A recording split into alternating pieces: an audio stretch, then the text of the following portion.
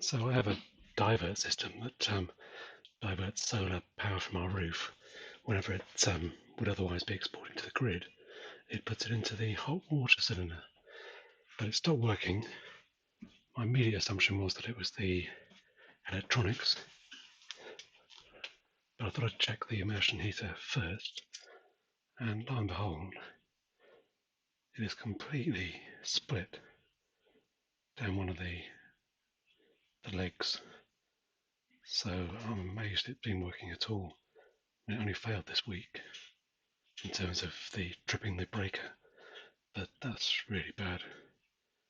I think it's a copper immersion rather than Inconel or indeed titanium.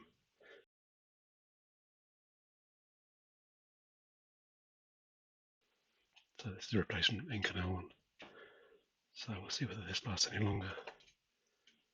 Not sure how old the other one is, but it could be 30 years, but I don't think it is. I think it's probably about 10 years. So I have replaced it once before. Anyway, I'll shoot this one in and it should get us going again.